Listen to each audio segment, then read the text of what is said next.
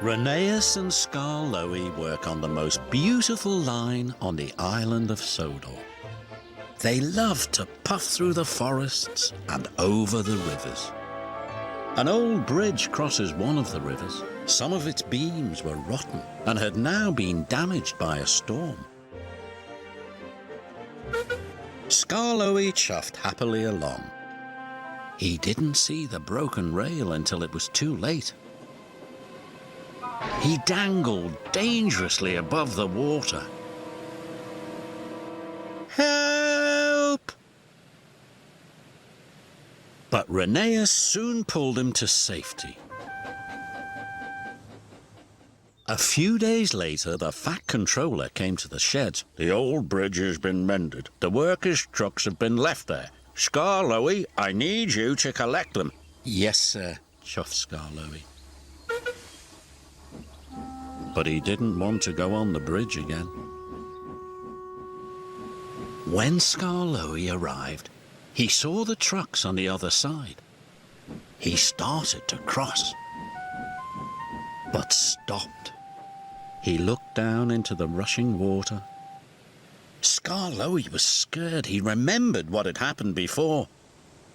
"Come on, Skarloey," called his driver. "The bridge is safe now." But Skarloey wouldn't cross the bridge. And he and his driver went home instead. "We'll pick up the trucks," said Rheneas's driver. "But if you don't cross the bridge soon," said Rheneas, "the Fat Controller will be cross." Now Rheneas had to take Skarloey's loads as well as his own. Each morning he collected the trucks, puffing across the bridge with his heavy load. Finally, the Fat Controller came to see Skarloey. "If you won't cross the old bridge, you must stay here and shunt trucks. I can't have engines that won't do as they're told." "Sorry, sir," said Skarloey sadly. The next morning, Rheneas took Skarloey's heavy trucks as usual. Then he puffed and heaved through the countryside towards the bridge. He puffed so hard that he ran out of water. Bother!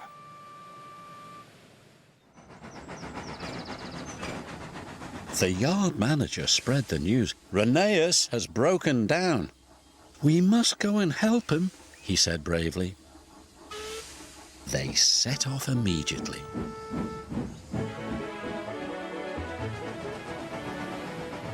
Skarloey was scared but determined.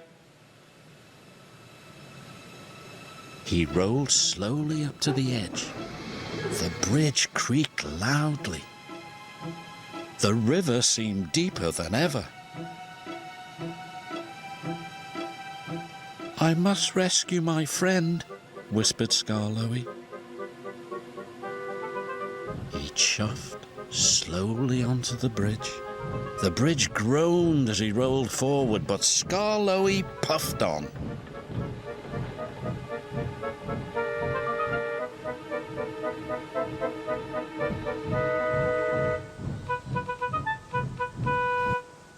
Finally, his driver coupled up and pulled Rheneas to safety.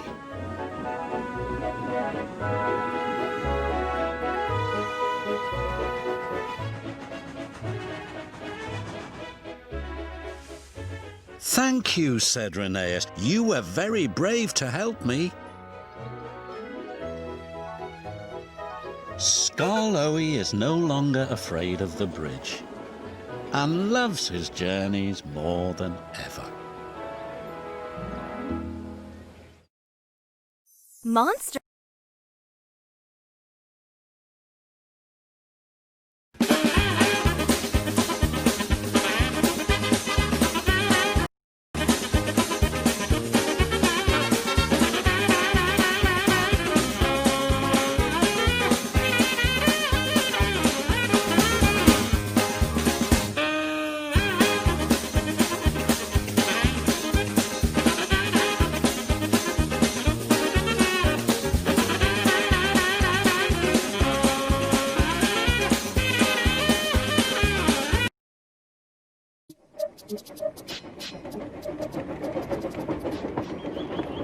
Toby and Henrietta were enjoying their new job on the island of Sodor, but they do look old-fashioned and did need new paint.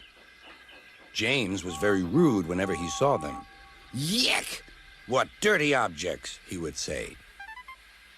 At last, Toby lost patience. "James," he asked, "why are you red?" "I am a splendid engine," answered James, "ready for anything. You never see my paint dirty." "Oh," said Toby innocently, "that's why you once needed bootlaces, to be ready, I suppose." James went redder than ever and snorted off. It was such an insult to be reminded of the time a bootlace had been used to mend a hole in his coaches.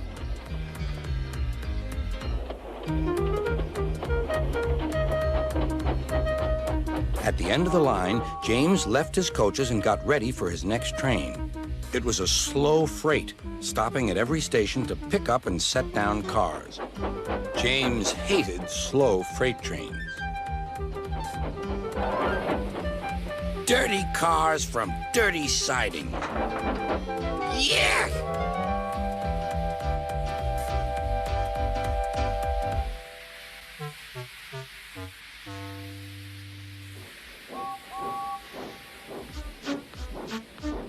Starting with only a few, he picked up more and more cars at each station till he had a long train.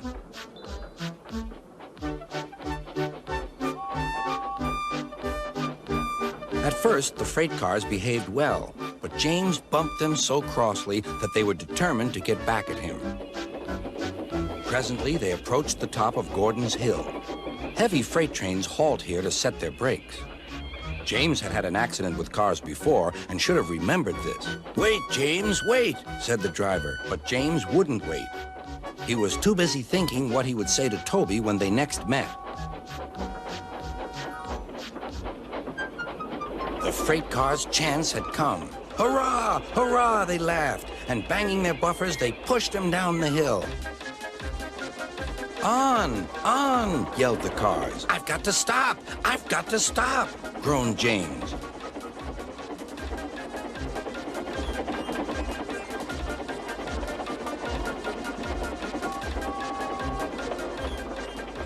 Disaster lay ahead.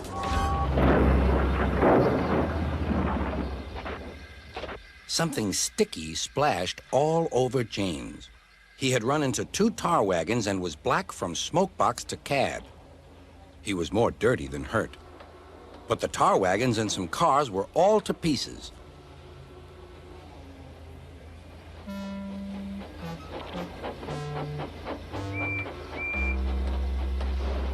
Toby and Percy were sent to help and came as quickly as they could. "Look here, Percy," exclaimed Toby. "Whatever is that dirty object? That's James, didn't you know?" "It's James's shape," said Toby. "But James is a splendid red engine, and you never see his paint dirty." James pretended he hadn't heard.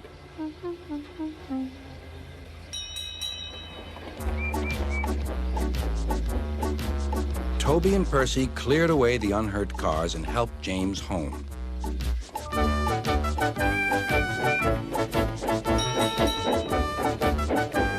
Sir Topham Hatt met them. "Well done, Percy and Toby." He turned to James. "Fancy letting your cars run away. I am surprised. You're not fit to be seen. You must be cleaned at once. Toby shall have a new coat of paint." "Please, sir, can Henrietta have one too?" said Toby. "Certainly, Toby." "Oh, thank you, sir. She will be pleased." All James could do was watch Toby as he ran off happily with the news.